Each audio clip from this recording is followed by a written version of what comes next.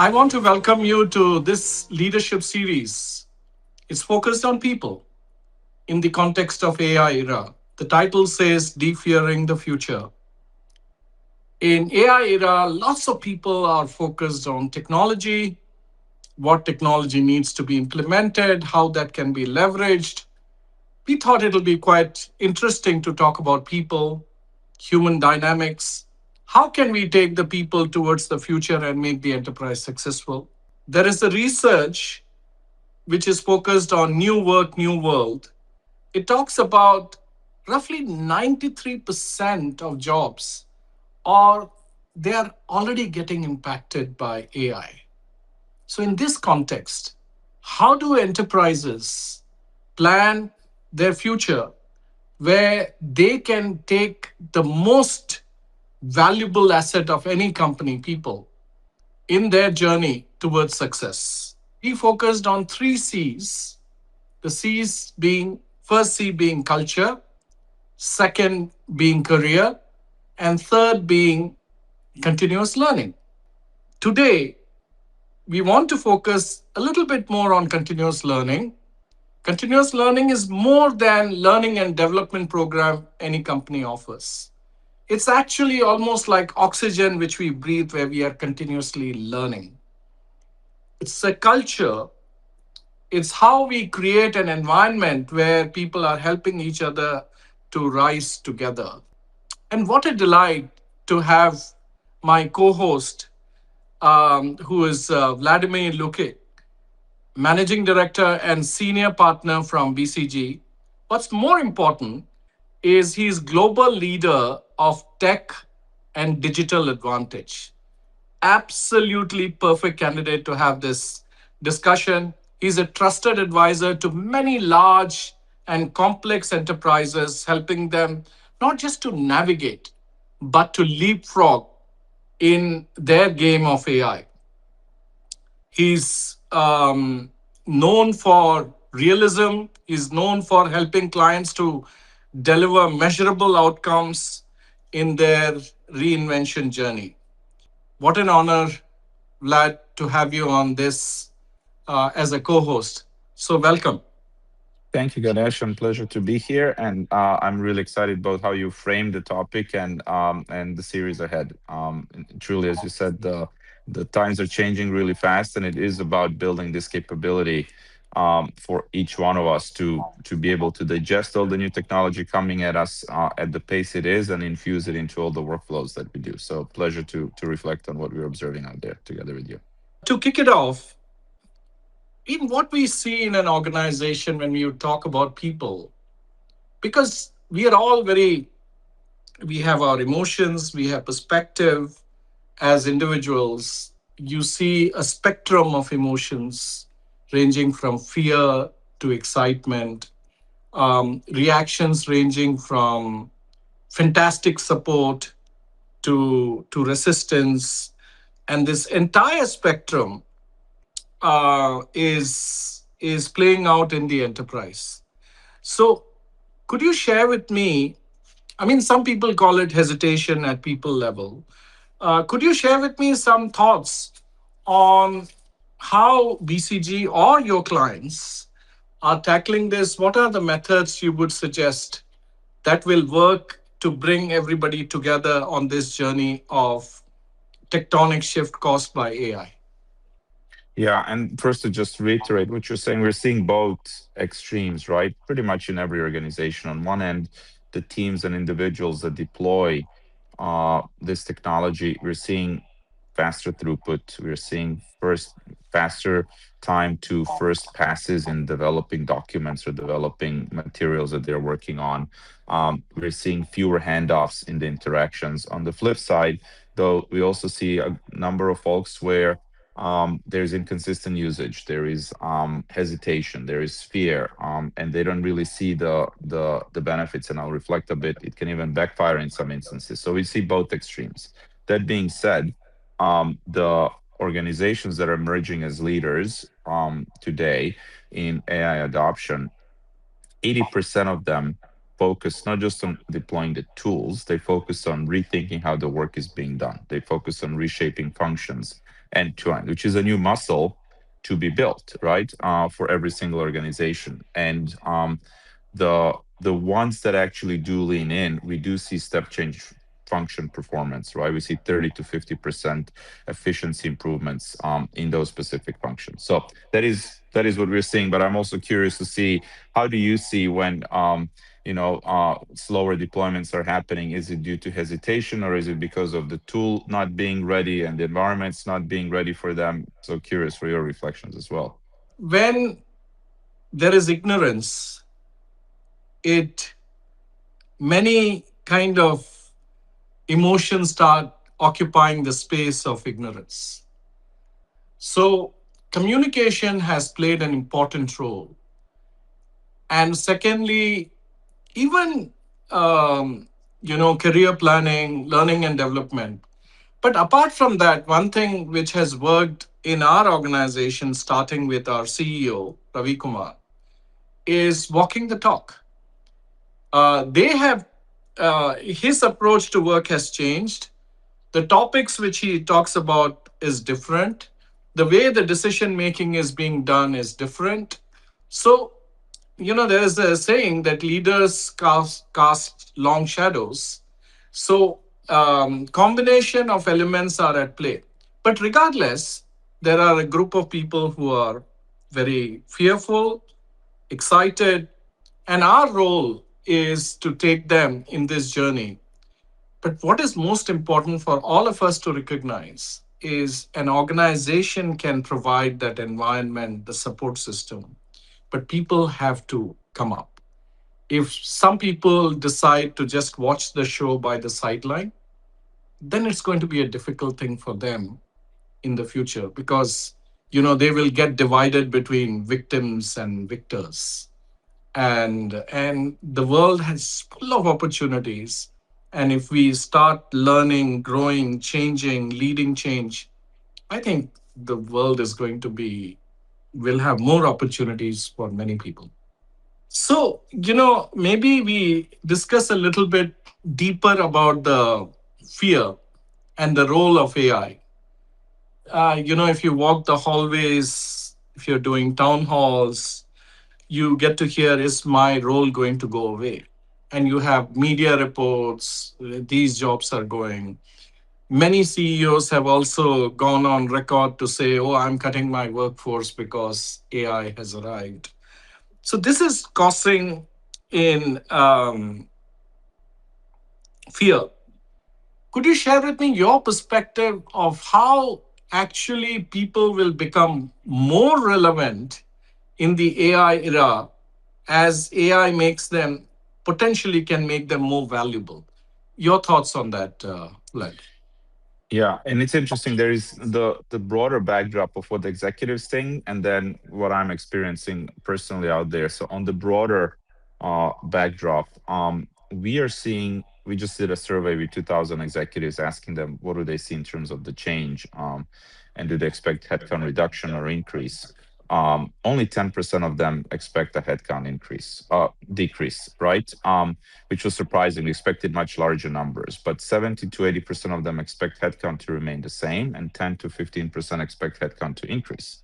So when we looked at that, what they're saying, listen, we're a growth company and we're expecting productivity to increase. So we are not going to just have to be adding at the same pace we have in the past. We're expecting that our folks are going to evolve and be able to take on more tasks. That's the broad backdrop. What we're also seeing is there's one pattern that's popping up, which is the jagged technological frontier.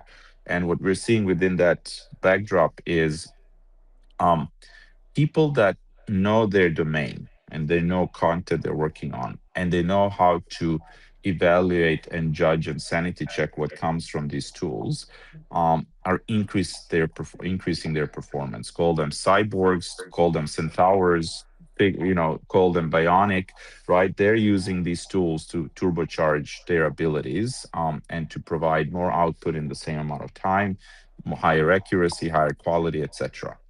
And then the interesting thing is there is a group of folks that do not have that expertise, in a specific domain. And we've seen that if they just use the tools as is without knowing how to prompt them, without knowing how to quality check them, we see that their output actually goes down. The quality of it, they make more errors, etc. So the lesson from that is you still need humans and their ability to know the domain, and they really need to treat these things as tools that are enhancing what they do. Great example for me is in radiology. We've been saying that we're going to automate the whole assessment for 15 years right now. Well, in the meantime, the number of radiologists increased, and we moved them from just ad hoc x-ray evaluations all the way through now real time in the operating rooms looking at x-rays during surgeries. So their relevance increased because they could do more higher accuracy things, and the broader workflow is pulling them into it, right? And they're driving more workload. So the same thing will be with all the professions we have right now. So think about how to use these tools to make your job even better, more effective, etc. So that's kind of what we are seeing, right? But I'm curious on your end also, um, like can that judgment ability to make judgment quietly erode through time, right? And then you're left with folks that cannot really manage the tools. And how do you think about how should managers and leaders think about managing that risk and put the right guardrails as these roles evolve? Yeah, so when I meet lots of clients, I'll go from enterprise to individuals. The concern on AI's hallucination, etc., is still high. The second point is they want to see governance, maker checker, those elements still present in the enterprise. So they don't want to switch from no AI to completely autonomous enterprise. There is a space where expertise, check and balance, and human in the loop model is still extremely prevalent in customers' discussion with us, and that requires everybody to learn the new things and elevate themselves, thereby enhancing their value. I'll give you a personal story. In fact, my wife went to consult a surgeon for her knee, and we went to the first surgeon and then second surgeon. The first surgeon, extremely successful, many years of experience, but not trained on robotic assisted surgery. Second surgeon, extremely successful, can do conventional surgery as well as robotic assisted surgery.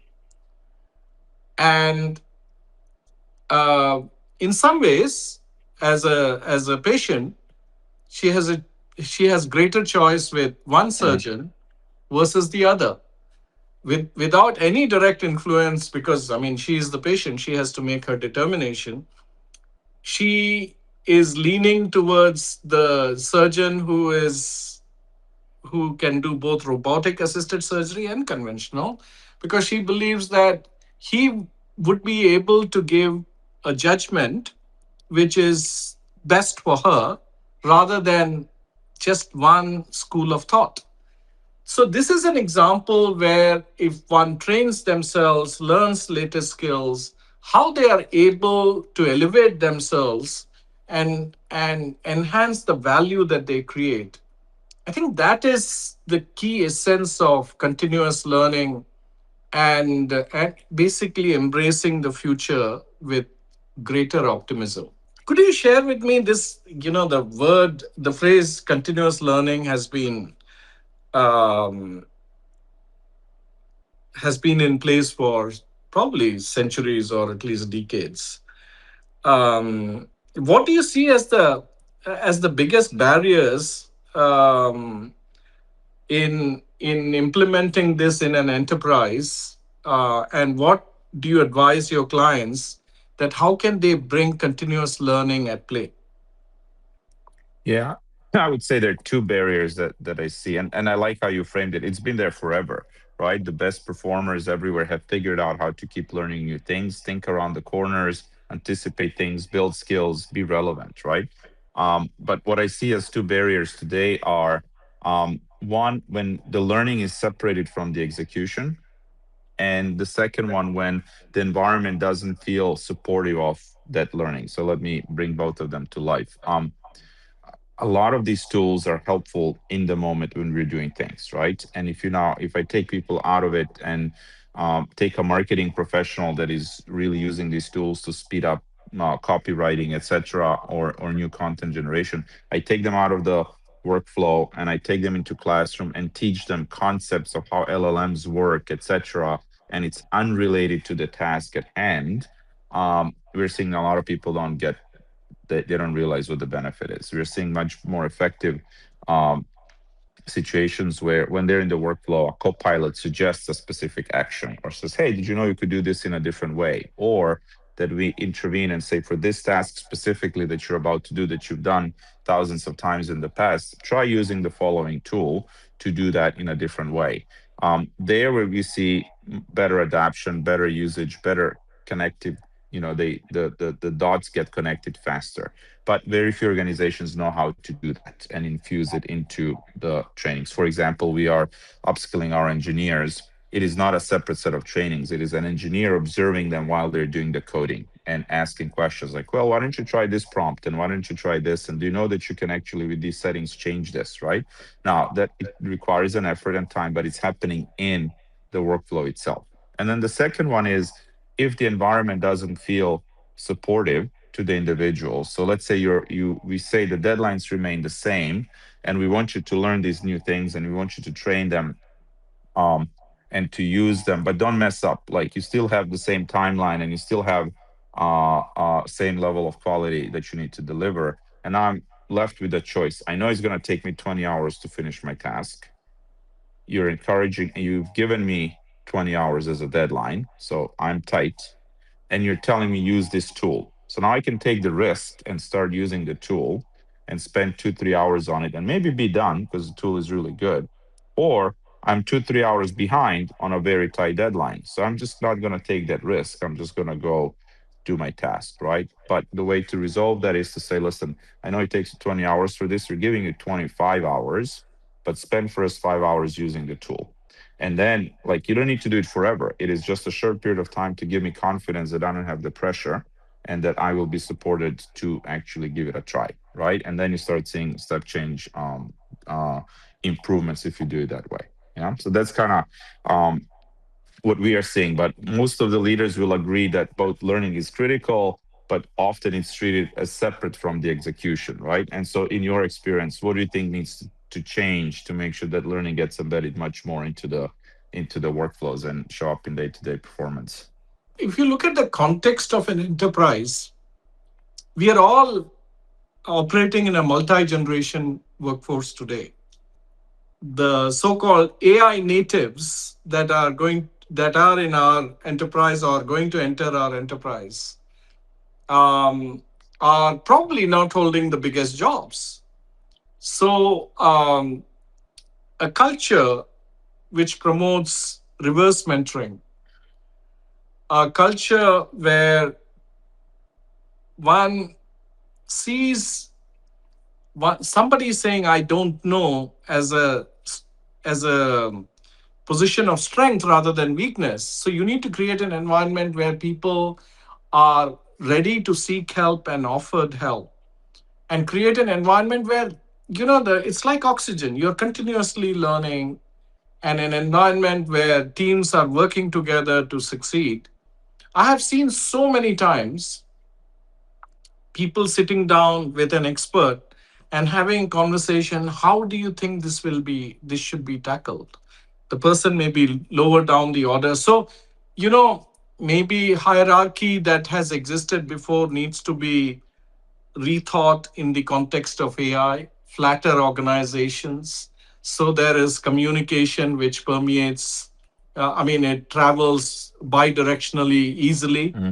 Those are the elements which are probably going to accelerate the pace of continuous learning. It's easier said than done, but I think once again, I go back to the principle that I have to demonstrate that I want to learn as well, because I don't think I was prepared for this new world automatically. And that is an important aspect.